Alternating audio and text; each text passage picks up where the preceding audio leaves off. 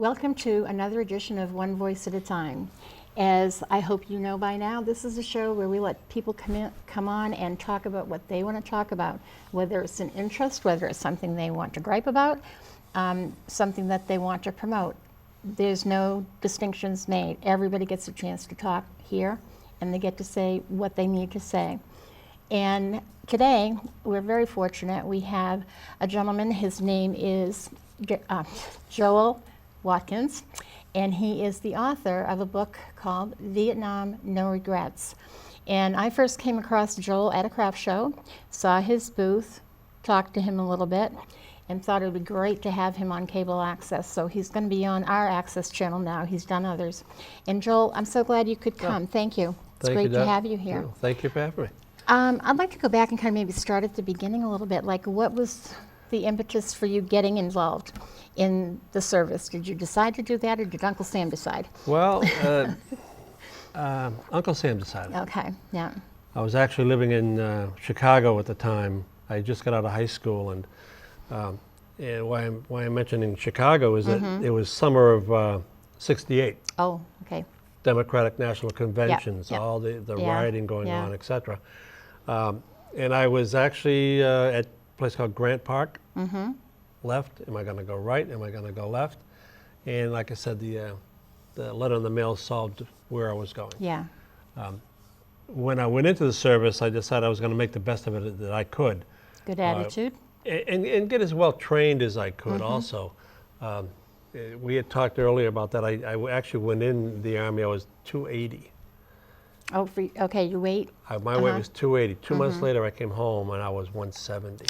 Wow. So basic training was quite So an you're awakening. recommending that anybody's going to basic training get their weight up a little bit ahead of time? Well, that does work, no doubt about it.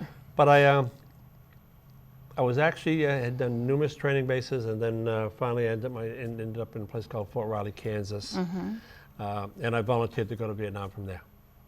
And in the Army, you don't volunteer for anything, but in reality, it served me well.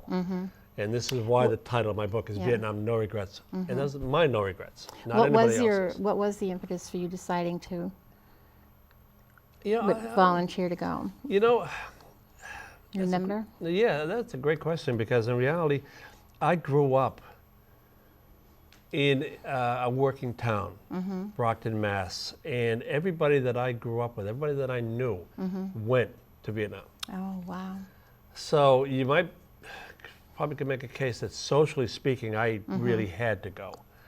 But that being said, also, I wanted to go. I wanted to experience Vietnam. I wanted to know if I could Meet that challenge? Yeah, if I could meet the challenge, if I could really hack it, in a combat situation.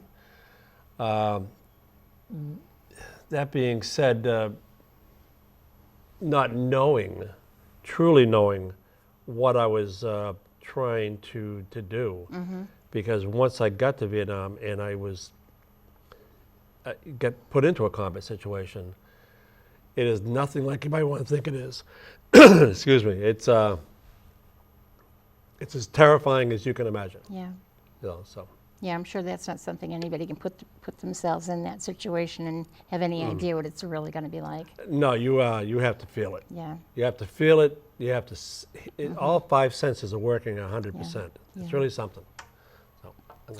So you, the experiences that you had with Vietnam, being in the service, that carried through for you and helped you make some life decisions when you came out? It did. It did. It didn't. It didn't. I'll tell you the truth. I think I had mentioned to you, prior that one of the pieces of advice that I got when I was in Vietnam was, don't take it personal, and don't take it home with you. Yeah. And that piece of advice really helped me a lot. When I came home from Vietnam, I didn't dwell on Vietnam. I didn't live it. That was then. Yeah. Now is now. Yeah. My mindset left it, but when I retired, I had a lot more time on my hands. And that's when I decided to write the book. Yeah. I wanted to put people who weren't there there. Yeah. I also wanted to compliment people who were there, and give them a voice that this is really what it was like. Right. Because there's so much misinformation there out in our society about what Vietnam was really like. Yeah. And my book tells like it was, day to day, the Well, good and the bad. Yeah, I know that a lot of, we talked about this a little bit before too, a lot of the misconception, misinformation can come from Hollywood. Oh, yeah. Because I mean, that's what the business is for them. They have to dramatize something and make people come and see it. And we had talked about Platoon, Right, the movie Platoon. because that was my ex-husband, that was something, he had been in Vietnam and he wanted me to go and see that movie with him because he thought that was more accurate than anything he had ever seen. And you were telling me some interesting facts about that too. Well, Platoon was as accurate as you can get for the feel of it, for the uniforms and the gear and what it felt like to be there. The storyline, well, it's a Hollywood storyline. Right. But what I mentioned to you earlier is that the gentleman who made Platoon, Oliver Stone, was actually in Vietnam in the same unit I was the year before. Yeah. So when I look at Platoon, they're wearing the exact same uniform I was wearing, the same patch, the same area of operation where I was. So it's pretty accurate as far as that's concerned. Like I said, the storyline is not accurate. And there are books out there, and there are great books out there about Vietnam. And one of the books, maybe some of your readers, some of your listeners, viewers, have read is a thing by Tim O'Brien called "The Things They Carried," which is a fictionalized version of his tour in Vietnam. And I was reading some of that book, and it just is so fictionalized. I couldn't read it anymore. Yeah. But it's still a good book, don't get me wrong. Right. But It's just a not different kind of book. Yeah. Yeah. Well, I know that at least for my ex-husband, Platoon was very helpful to him because it meant other people were getting, as you said, that feel for what it was really like to be over there. And that was And that brought up conversation, which hadn't happened before. exactly, and that's exactly what we need with any kind of society problems that run deep within us, is to be able to just have some talk, some dialogue about it. Exactly. Yeah. And Platoon came out in 85, 86. That sounds about right. Yeah. Yeah. So it's been a while. Yeah, it has. been a while. Wow, it has been a while. I know it. Yeah. I know it. Well, I know that a lot of people, when they came home from Vietnam, they did keep it with them. You said you were able not to, and I think that's a wonderful quality about you, that you didn't lose the importance of it, but you were able to let go of that. Yeah, I go back to where I was brought up. And I was brought up in a, like I said, a working shoe town. So when I came home after a year of undescribable problems, if that's the word. But anyway, when I came home, every guy that I grew up with, we kind of hung around a block, like everybody does. And it was literally walking into the group and having people say, geez, I haven't seen you. Where you been? Well, I was in Vietnam for the last year. Oh, that's cool. Why don't we just go have a beer? Yeah.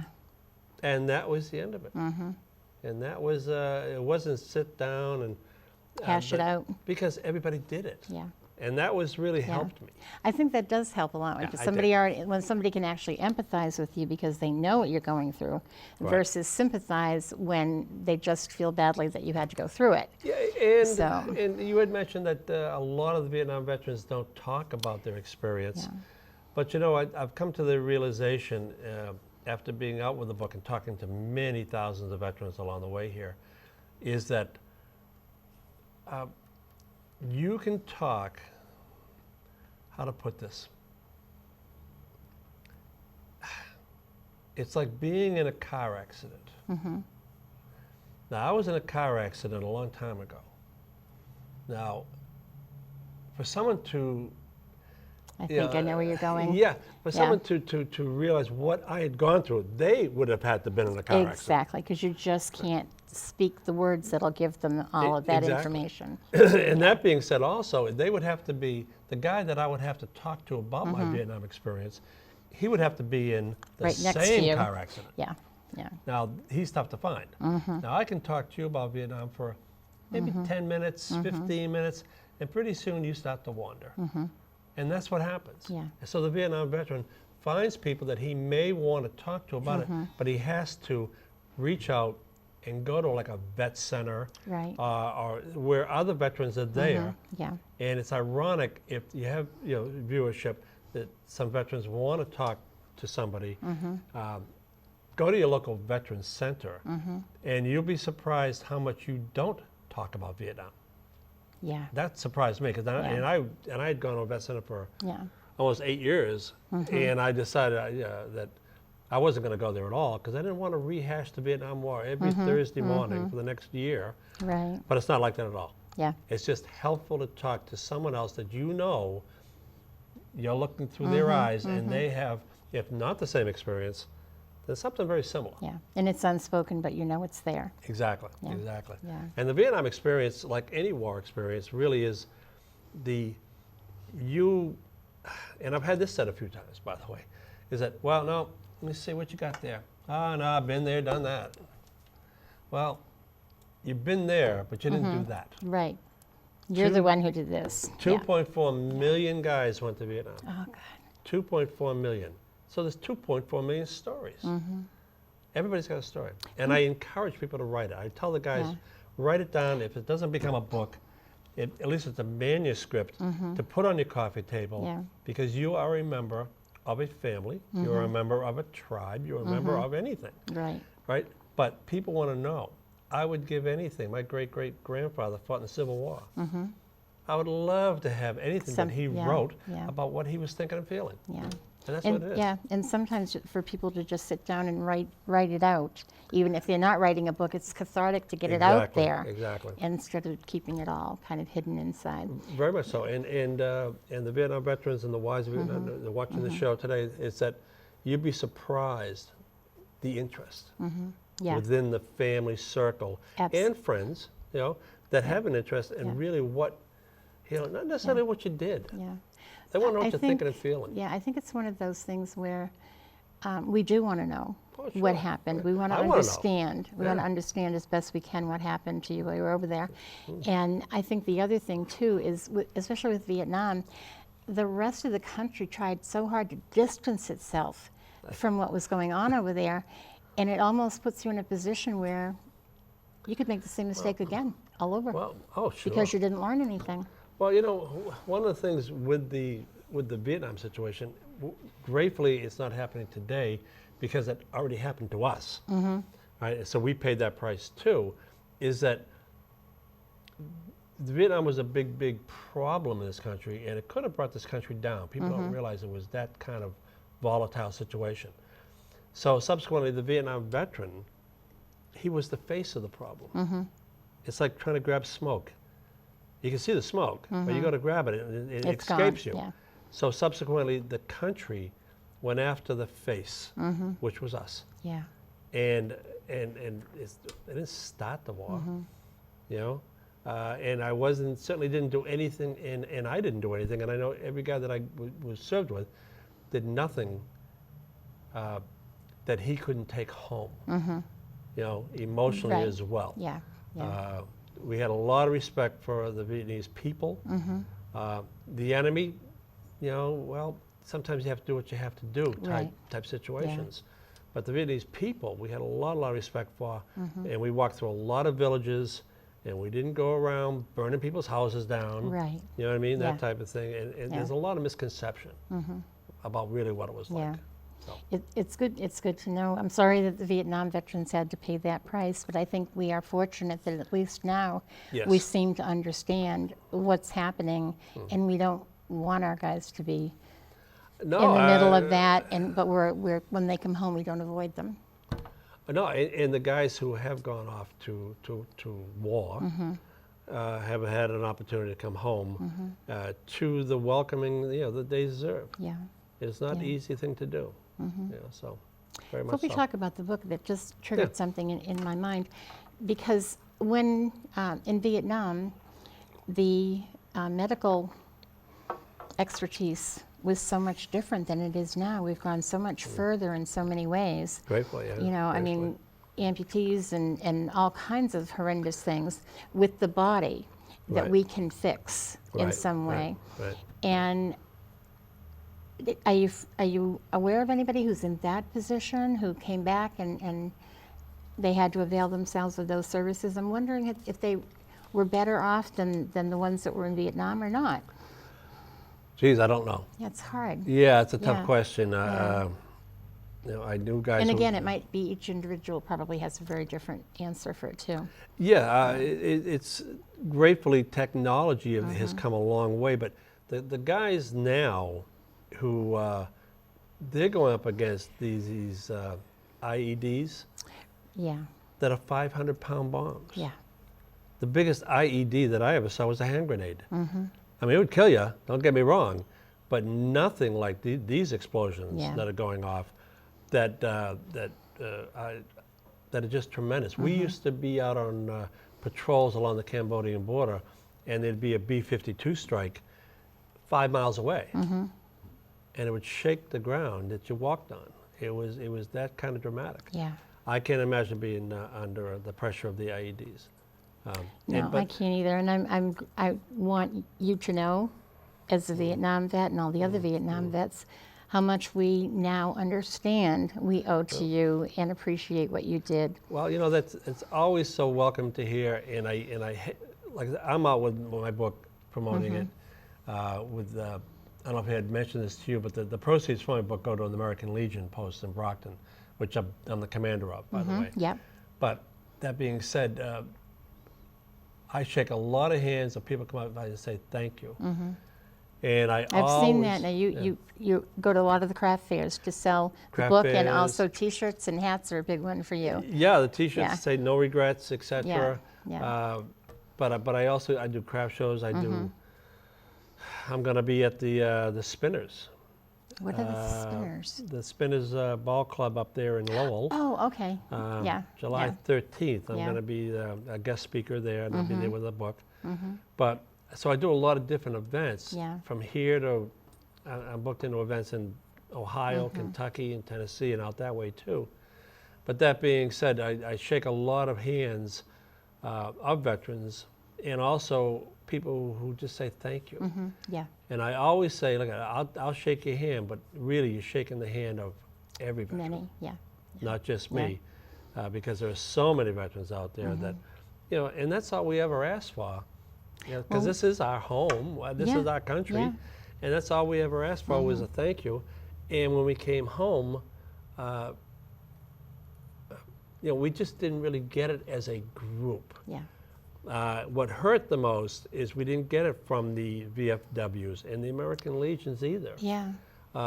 In that sense, in fact, I'd love to tell this story. Is that not long ago, you know, a yearish, I was at an event and I had probably a 10-year-old girl come up to my table, and she said, you know, I got a question. I go, sure. Do you feel bad about not winning the war? And I was Question. Wow. from a 10-year-old, and Yeah. my first thought is, where would that That come get from? into her head? Where did that come Yeah. from that would be in her hard drive? Yeah. And I looked at her and I said, you know, I didn't go to Vietnam to win anything. I actually didn't. It was never thought about it. It wasn't in the conversation. I don't know anybody who went there to win anything. We went there because we were asked to go there, but at the same time, every that I know, and my best friend went there 3 times, he wanted to experience it. And that's really what it was about. I Yeah. know that sounds maybe strange to your viewership, but the experience of something that you have watched on TV, Walter Cronkite, every night for Yeah. years, Yeah. you really kind of want to know. And plus, you're 19, 20-year-old man. So there's a different thought process Yeah. going on there. Yeah. You know, so I'm glad I went, etc. But I was so happy to be able to explain to this girl that, number one, I didn't go there to win anything, and number two, we did win every engagement there was, Yeah. but the politics of the situation did us in from like a knife in the back. Yeah. You know, Yeah, and exactly. that perpetuated. And that's not to say that the protesters were right or they were wrong. You know, and maybe in a sense they were right, and maybe we would get out of there because of them sooner, so they saved lives. I understand that part of it. I get asked also that I used to go to the protest. I used to go to the protest in Boston Common. In a fairly direct way, by you going to Vietnam and fighting there, and the other people with you, you actually gave these protesters protection of their rights. Well, yeah, Okay, yes. they had that free speech right to do these protests. Right, it is Yeah. is a complete circle, no Yep, doubt about it. It is. I look back on it now. It all depends on where you come from. There's a lot of social aspect to this. Like I said, when I came home to Brockton. I didn't come home to Cambridge or Brookline, where nobody went. Right. And I understand that socially speaking. I had not long ago a gentleman with his wife come up to me at a table and just straight up looked at me in the eye and said, "What was this stuff about the body count anyway? What's that body count thing all about?" And I know he was trying to bait me into a discussion, and I'm looking at him, and I said, "Well, look at summer of '69. What were you doing?" "Oh, well, I was on a sabbatical in Sweden. I was 19. I was going to school, et cetera, et cetera." So I just said, "So you were hiding out in Sweden?" And he goes, "Well." Whoa. Yeah. So that's kind of ended the conversation there. I didn't want to carry it any further because I Yeah. know the ironic thing about it is that I asked him what he did for a living now, and he is a college teacher. So his whole mindset Is still is in college. perpetuating this myth Yeah. of we did something wrong, and the Vietnam veteran or any veteran is wrong, right? When in reality, we didn't feel we were wrong about doing anything. Yeah. You know, so. But like I said, there's not to use the word again, but socially speaking, there's it's a pretty big dynamic Yeah. of the time element within our country Yeah. at that time. Oh, absolutely. The '60s Yeah. were pretty volatile. They were, So. in many, many ways. Now, you said you, after you retired, is when you Oh yeah, decided to write the book. I never even gave it a thought. It wasn't one of those things where, and I get that question too, that people will say, "Well, how long do you think about writing?" Well, I've been thinking about it forever. Well, I didn't think about it forever. I sat there one day after I retired, and I was a classic example, and we all hear it, is when you retire, have something to do. Absolutely. And I didn't have anything to do. I really honestly didn't. I don't drink, I don't smoke, I don't fight, I don't womanize, I don't fish, I don't shoot, I don't do anything. How about golf? Nothing? I don't no, golf. Not even golf? No, don't golf either. So I think it's a good thing you wrote a book. it really is. It really is. Probably kept you out of trouble. And it took me a while. It took me 5 Yeah, years. Yeah. But I'm glad So I did. carry us through this a little bit, just kind of like a little bit of how it starts and Well, the book really get is in there. Yeah, it's a narrative where it actually starts from the day I actually get on a plane in San Francisco, and I tell people really what it feels like, what I'm thinking about, and what it feels like to arrive in Vietnam and then get assigned a unit, and when you're out along the Cambodian border, and what it's like to be under fire, and what it's like to Yeah, to you be were in 19 or 20 when this is 20. happening? Yeah. Yeah. yeah. I think it's, now, I know that the mindset of our generation was that you were a man. 19, 20, you were a Oh, sure. man, Oh, very yeah. young man. Oh, But yeah. now I don't think now I think they've got to be older before we start thinking of them as grown men. Yeah, maybe so. Depending, like I said, depending on the Yeah. individual Yeah, kid, man, whatever. yeah. Yeah, I have a couple of nephews who are very young. But that's kind of how I grew up. I mean, I grew up It was expected shining of you. shoes when I was Yeah, it was 10 expected years of old. you to grow up. type Yeah. thing. Yeah. But So you get on the plane, you Yeah. go into basic training, no, this is you after lose a lot of weight. Yeah, this is after basic training, and Okay. So we start after that. All right. My best friend and I, we drove cross country, and both of us were going to Vietnam at the same time. But I wanted people to be in the narrative, to follow me along day to day on what it felt like to be in Vietnam, and also looking at it through my eyes. I had a great compliment from a lady who reviewed the book, and she said, I just had to keep up with you. I just had to keep up with you. Yeah. Another great review I had was from a lady who was, actually she was like in her late 80s. She was from like Colorado someplace. She wrote me a letter. And she said, you know, I kept on reading it. Wonder if this guy's going to make it. And then I realized that I had met him. So I thought that was a great compliment. But no, this puts the reader right there with me throughout the year. And you see how it emotionally brings you up and brings you down. One of the first letters I got in Vietnam was from was a Dear John letter from a girl that I would planned on marrying. And that was I know that happened a lot. Oh, that was as painful as it gets. Yeah, absolutely. And I look back on it, and it's not necessarily the letter or what the letter said. It was where I got it. Exactly. Yeah. That's what hurt the most, because I couldn't do anything. Right. I couldn't call. I couldn't write. I couldn't go over her house. I couldn't. I was just bang in a jungle clearing along the Vietnam-Cambodian border, and I'm the kind of guy I like to think that if something bad happens to me, I try to make something good out of it. And when I looked at that letter, for about 20 minutes, and I said, you know, I'm not going to let this letter kill me. I'm going to make it out of here, and I'm one step at a time, and I'm going to go home, and I'm going to see that girl, and I'm going to ask her why. And I did. Yeah. And I did. And I write about that in the book, right? In fact, people had asked me, the original book didn't have the epilogue where I had came home and I confronted this girl. Yeah. Reality, we tried to make it work. It was just, the obstacle was too much. Yeah. It was just too much to get over. But I think when people get through reading my book, the missed compliments I get is when they came back to me and said, "Son of a gun, thank you." You know, that was like I was right there. Yeah. Well, I know that one of the reasons you're sitting here is because I go to craft shows all the time to buy things, not to sell things. And I had been by your booth a number of times, and there was you were in Hampton Falls at that craft fair that they have in that nice little common. Oh yeah, yeah. And I stopped and talked to you. And one of the reasons that I did that is because a lot of times I would just sort of hesitate as I came by the booth because you'd be talking with someone.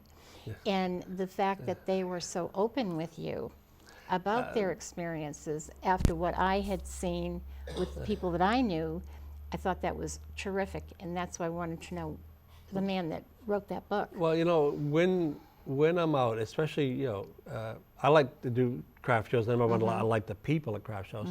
But you would be surprised if I said my customer, my client, my person who buys the book would be a woman over 50 on vacation. Okay. That's where I want to be. And I do. I sell a lot of books on Cape Cod because people are on vacation. But that being said, when you talk about any subject, especially this subject, all day long, right? It wears you out at the end of the day. And you know what's happened is you picked up on this, Dot, is that the women do the craft shows, and craft shows, especially Castleberry craft shows. They're great. They really are. There are artists out there who do things with wood and amazing stuff, ceramics that I can't imagine. But what happens is that while the wife shops, I become the lightning rod for the guy. Yeah. And that's good and bad too, because I'm also trying to promote a book. I'm also trying to make a living here. Right. So subsequently, I try to be as nice as I can, but I have a lot of that. Yeah. And that's fine. I speak to a lot of Korean veterans. I just said this on Facebook last night. I was talking to somebody, and I said, you know, I've been commander of the American Legion for on and off for 30 years. And I used to sit at the bar drinking beers with World War I veterans and listen to their stories and loved them. Yeah. And there are no World War I veterans anymore. Yeah. And my best friend now is he's a World War II veteran, but he's also 89 years old. You know, and I guess that's what happens. You know, I guess World War II veterans are the next off the end of the diving board. Yeah, exactly. You know, so. Yeah. Well, it's, I think it's great that you wrote the book. I think it's wonderful that it's touching people. And one of the things I also wanted to tell people about, because a lot of people may think that they have a book in them or a story in them, but how are they going to get published? How did you get published? Tell them about that, because I think that's important for people to be aware. Sure. You know, it's so much easier now than it was when I gave this a thought, and if I put that up there, how's that? Is that I didn't know anybody from any place who was doing anything with any kind of books. I'm not from Bookland. So what I did, we created the book, and then to get into Borders, this is where I had mentioned earlier, that a lady from a craft fair bought the book, and she happened to be the manager of Borders down in Plymouth, Mass. And she got a hold of me, and she said, you know, look, I got to have you come down here. She said, your book is the only book that people who work here are signing up to read. Oh, great. So can I get some of your books in here? Anyway, make the story short, is that I could not do that because I wasn't a publisher. The book has to be have what they call a Barker's number, and that little barcode on the back. And that's the barcode. Yeah. And when you get that number, you get a barcode. If you just self-published, if I was, then wouldn't there be no barcode? Oh, okay. So Borders ended up buying that store, you know, 100 copies.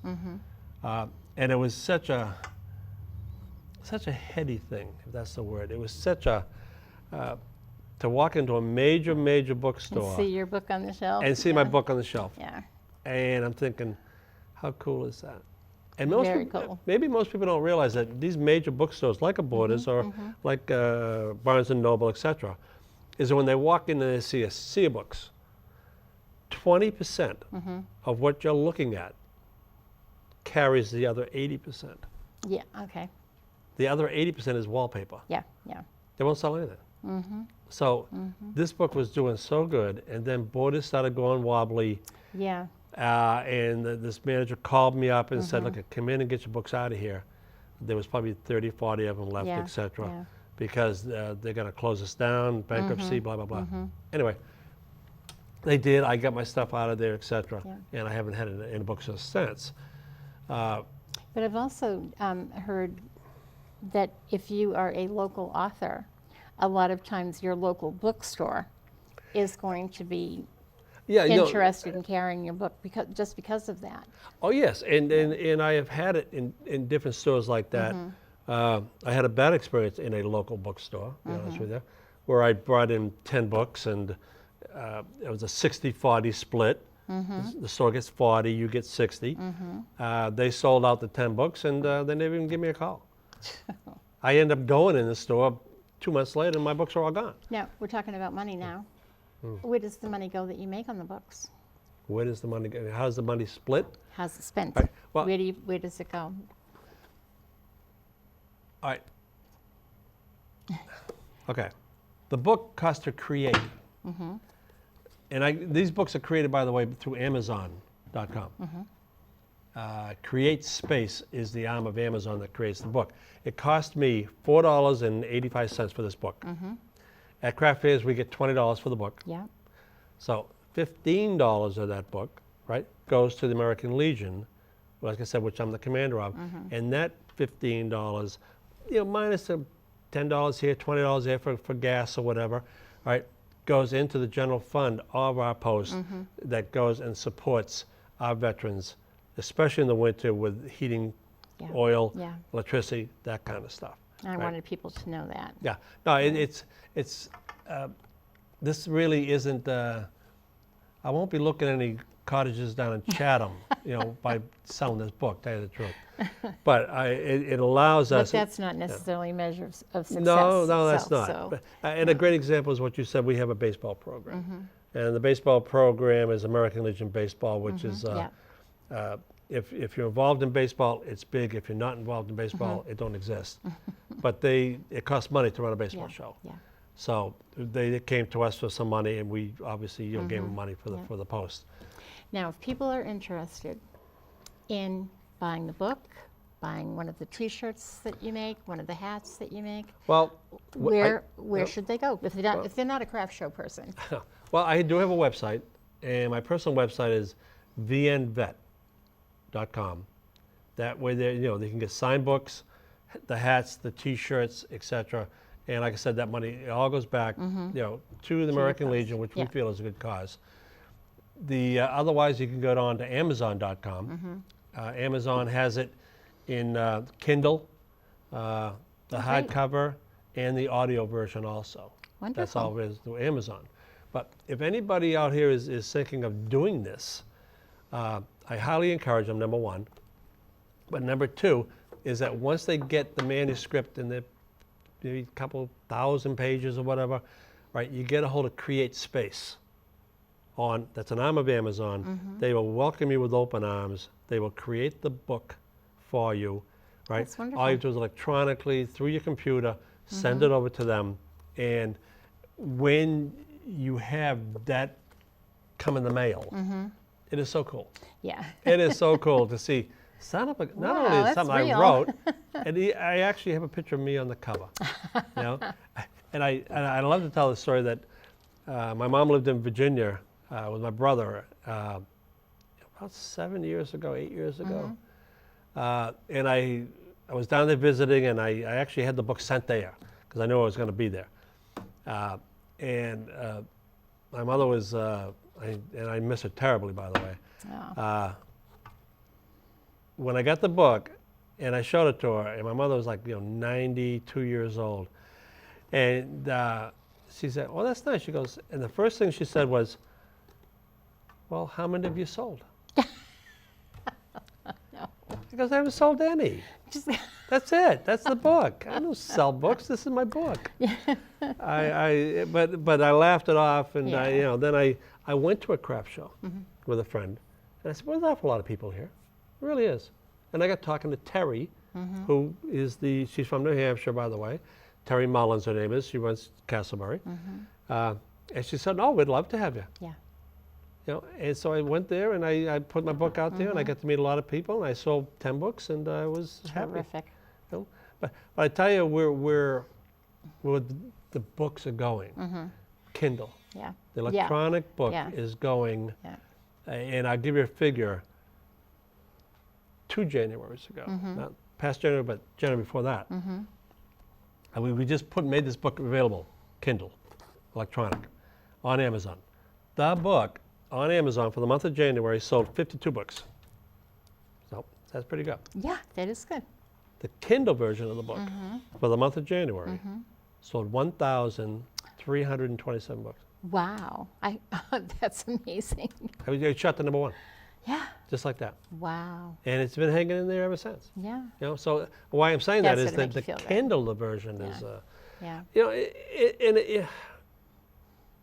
I think It's- it's a great thing that you did. I think it's great that you did it for yourself, but I especially think it's good that you did it for the other vets who are out there who are really not speaking yet, maybe. Well, I had a great compliment. Lady from she was in Connecticut. She bought the book for her husband. Didn't know it was a Christmas gift kind of thing. Yeah. So she bought the book. I made the book personally out to her husband. The same lady I saw at another event maybe 4 or 5 months later, and she saw me and her eyes got like this, and she came around the table and gave me a big hug, and she goes, I read your book.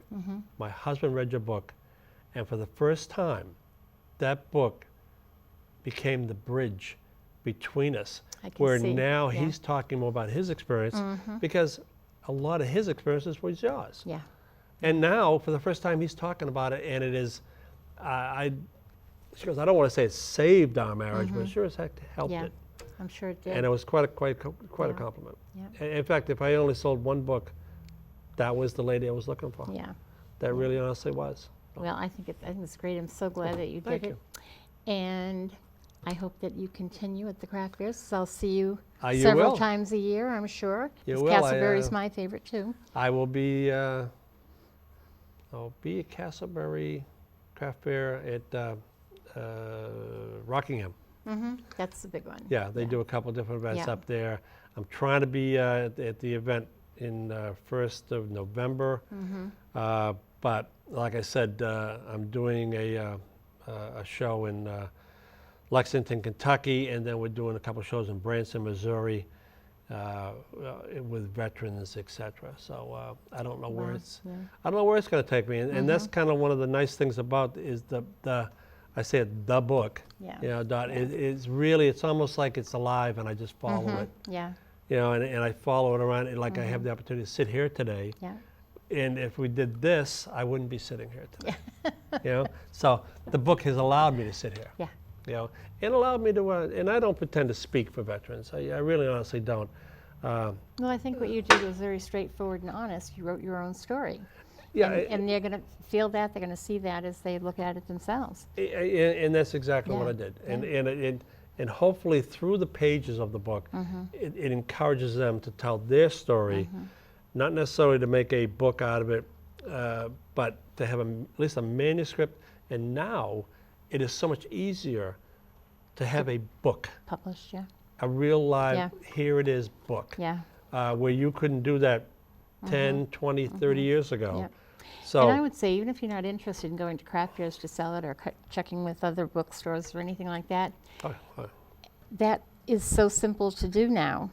Do it Much- for your family. it's all about If family. you don't do it for anybody else, do it for your family. this Make it their is- Christmas present. This is all I Yeah. say to people. Say that's exactly what I say. Yeah. Don't even think about doing a book tour, quote unquote, Yeah. but do it for the family Right. because you are part of the family, and that is family history. Yeah. And that makes that book a success right there. Oh, sure. Oh, yeah. Yeah. I highly agree, and that's exactly what I say. No doubt about it. Good. I want to Great. thank you so much for being on no, today. no, my I pleasure. really, really enjoyed it, and I'm sure I'm going to see you many more times as I wander through the craft fairs. You will. You will. And now you know who I am. I do. No, I do for sure. So just a reminder, what's the website they're going to get Vietnam Regrets? It's VN Vet, Okay. like for Vietnam. VNVet.com is my website where they would get signed copies. We have other stuff, like I said, hats, shirts. We got sunglasses. I mean, anything to help promote Yeah. the Yeah. no regrets part. Yep. Because I meet a lot of veterans out there that say, look, boy, that's it. I Yeah. have no regrets. Yeah. I'd do the same thing over again. You know? So I hope you read the Yeah. book. Well, So, that and, Vietnam, no regrets. and it's available at Amazon also, of course. yeah. And the audio is selling very well, version of it. And once again, what was the place where they can go to publish their own? It's Create Space. Okay. Create Space is an arm of Amazon. They want to hear from you. Terrific. You know, it's very important, and it's very important that you write down, you know, what happened to you, and more so what happened, but dwell on what you were thinking and feeling. Yeah. That's what. Very important. That's really, really important to the family, Yeah, too. it's almost like, you know, it's almost like nobody cares what you did, but I want to know what you were No. thinking and feeling while you were doing it. Yeah. You know, type thing, and that's really the key to the book. Well, I'm glad that you came. I think this was great.